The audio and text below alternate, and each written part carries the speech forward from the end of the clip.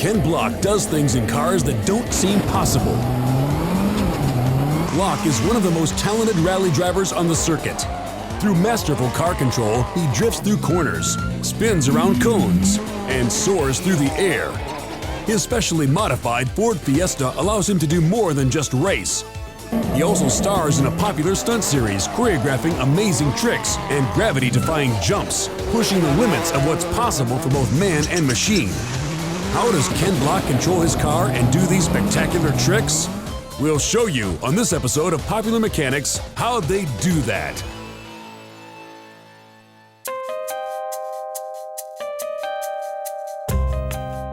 The Grange Motor Circuit, located in remote Apple Valley, California, provided the perfect track setup and testing of the newest addition to the Monster World Rally team, Ken Block's modified Ford Fiesta rally car.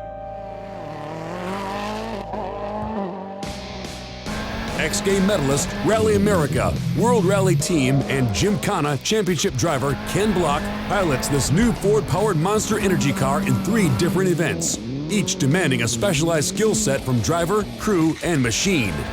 Rally racing, stage rally, is the basis of everything that I do. Stage rally is point A to point B competitions. A World Rally Championship round, which is the top level of rally, it's typically 3 days and about 300 competitive miles. So the winner is the guy or girl with the lowest cumulative time for that event over those 3 days. Gymkhana is a grassroots motorsport, very similar to autocross. The courses are set up to where there's areas where you need to slide the car. So Gymkhana had a genuine appeal to me because I wanted to get more seat time for practice for rally. It's actually quite a complicated process for us to go out and run 20 different events because we're doing stuff all over the world. So it really takes a great set of people, and I'm very lucky that I have a great team of people behind me to help me out. My name is Ian Davis. I built the Monster, and now I'll show you around it.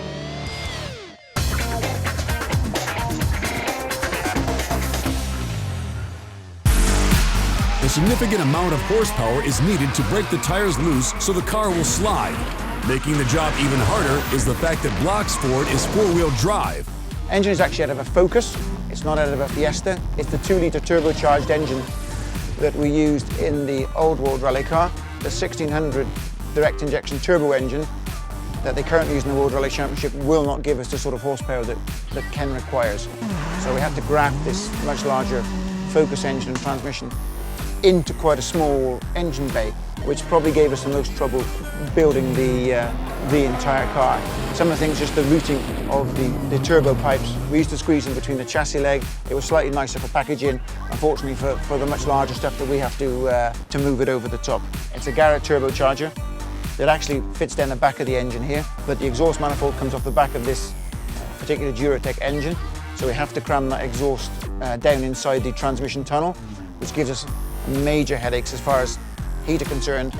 Since he competes in many related events like Gymkhana and Rally, the car is made to conform to their specific rules.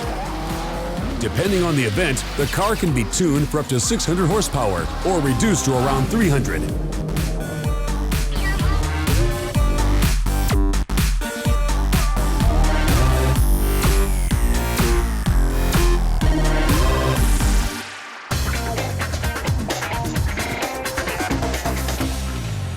The car makes so much power that the stock Fiesta's transmission is replaced with a custom 6-speed sequential shift gearbox.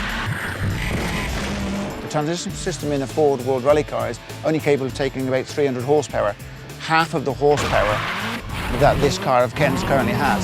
So we have to do quite a bit of stuff to fit that larger gearbox to take the larger power. One of the things we actually had to do was move the engine slightly forward in the car.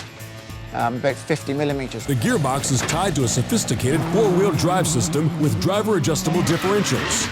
Block can adjust on the fly the amount of power going to the front and rear wheels, which improves handling and traction in different driving conditions.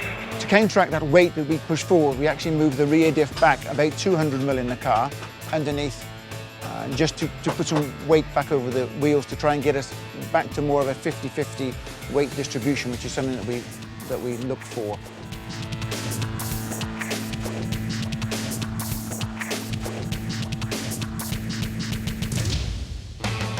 The great thing about rally that I've always appreciated since I was a very little child was the fact that rally drivers have to do these types of roads out in the country or in the forests or in the deserts, you know, that involve everything from snow to mud to tarmac in Monte Carlo, you know, or the twisting cambered roads of New Zealand. It's always enamored me as how rally drivers have just been able to go out and attack these roads that are all so uniquely different.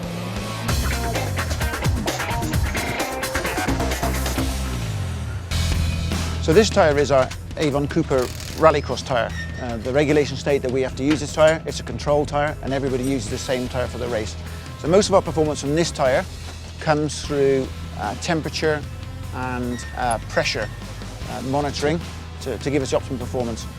For rallies and for Gymkhana we use Pirelli tyre, who are our sponsor. But all of these tyres come in various compounds and patterns. So for gravel rallies we use a much more open pattern.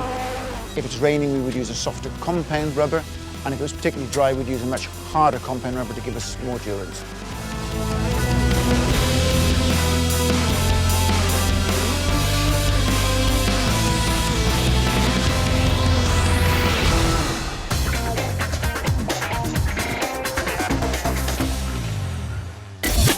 The suspension of this car comes from M Sport, one of the best off-road and racing shock absorbers in our industry. It's a slightly different shock absorber valving, depending on whether we're doing rally, global rallycross or Gymkhana. We also have a range of springs. Today we were doing some testing here, and one of the things we've actually been doing is a lot of spring changes today. So that enables us to trim the suspension front and rear. We also have a three-way adjustable shock absorber. We have two lots of bump canister adjustment and one of rebound, so we can control the rate at which the shock absorber compresses and then extends after the compression. So that's something you don't get in a normal road car.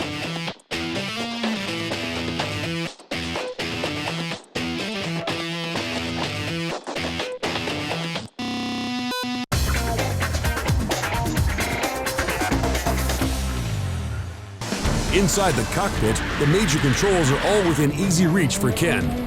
To start with, we have the steering wheel with its various buttons. We have buttons for the launch controls to help Ken fire off the start line. We have his communications button, so he can speak to his engineer or to team management on the radio.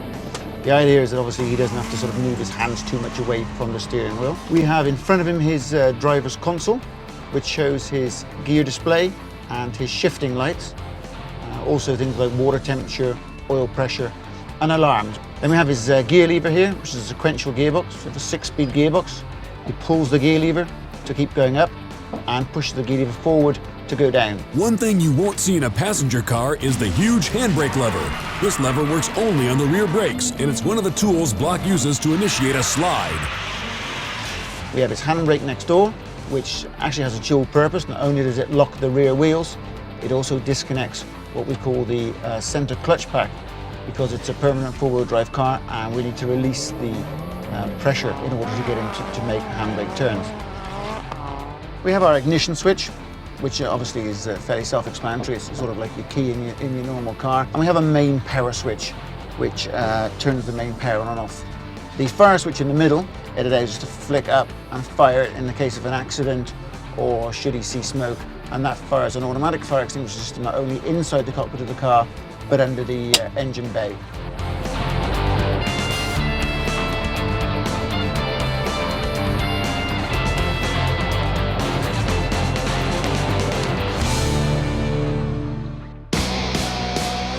Split-second reaction times are key to the ultimate success or failure of rally race teams.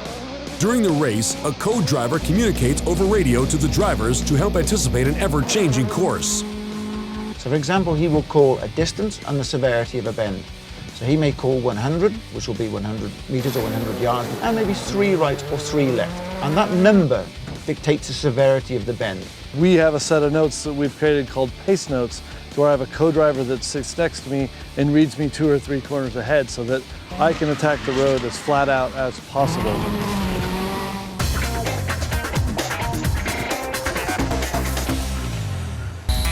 The cooling package or the radiator. Normally it's in the front of a World Rally car, but for rallycross and for Gymkhana, we have to install it in the rear of the car.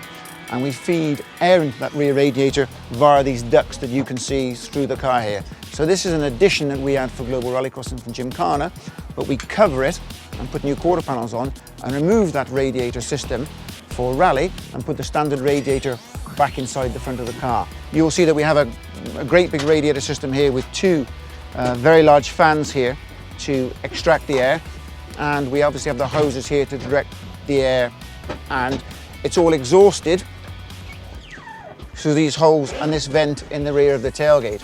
When the car comes back in from the race, you'll see the guys sticking leaf blowers into under the engine bay to cool the turbocharger, to cool the alternator. The cooler we can get this car when it comes off a Global Rallycross or Gymkhana event, the better it is for the vehicle.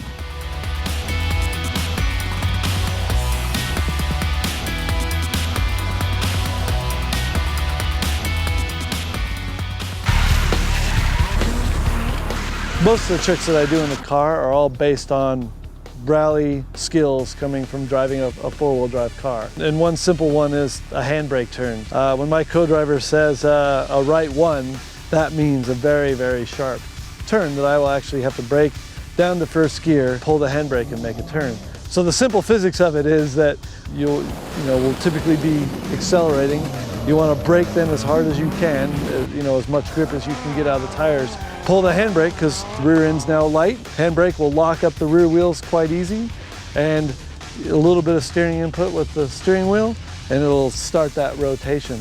Once you get the car just rotating and sliding, let go of the handbrake and start to get on the gas. You can do that anywhere from something that's a complete 90 degrees or actually even doing something that's a much bigger arc.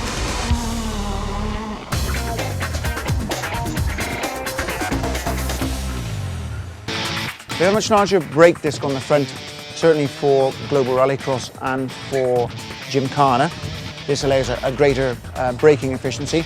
We'd use a smaller, lighter weight brake disc when we were doing rally. We also have various compound brake pads. So if you're on a rally and you have a long stage, it could be up to 20-25 miles, you need a brake pad that doesn't overheat. So we need a much harder brake pad because we're doing a lot more braking. Something like Global Rallycross or Gymkhana, where it needs its brakes to work very, very quickly after leaving the start, we use a much, much softer compound brake pad that heats up very, very quickly on its first applications to give us a substantially greater braking force. The brake fluid is also quite special. We use a .4 brake fluid, which gives us a much higher boiling point for brake fluid. Drivers generally like quite a solid pedal. They don't want a soft, spongy pedal that goes away from them. They want confidence when they hit that brake pedal that the car's actually going to stop in a hurry.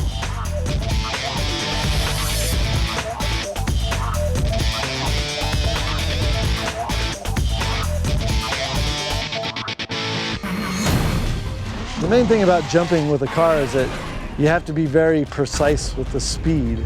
I grew up riding dirt bikes, and you could come up short or go long, and it didn't really matter that much because you had so much travel to play with. But with a car, there's so much more weight. You're talking about, 2,500 to 3,000 pound car that's coming down to the ground with, only this much travel, compared to a dirt bike that's only a couple hundred pounds and this much travel. So, the margin for error is just much shorter. So getting that speed perfect is very key, and also actually taking off from the lip with the throttle on is actually very key, because a lot of cars tend to drop the nose and land very hard on the nose. Well, the way that you keep it from doing that is actually by leaving with the gas on, so the torque wants to push the car up as opposed to letting off and letting it drop.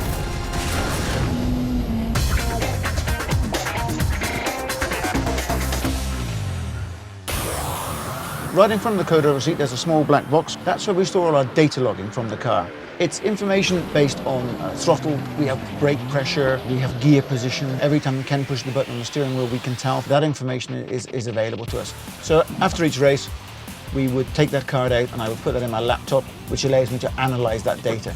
It also gives me the ability to overlay that data on top of each other and see if Ken's made an improvement or where he's made an improvement. It's quite a powerful tool. It's the same tool that they use in some of the Formula One teams.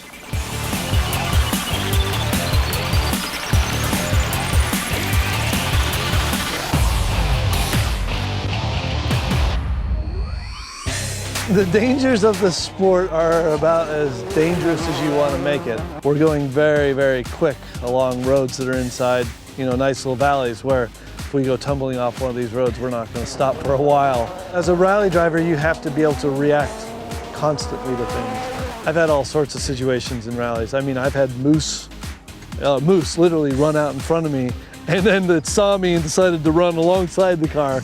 But that's part of being a rally driver. You need to identify where those most dangerous spots are and how to be careful in certain areas.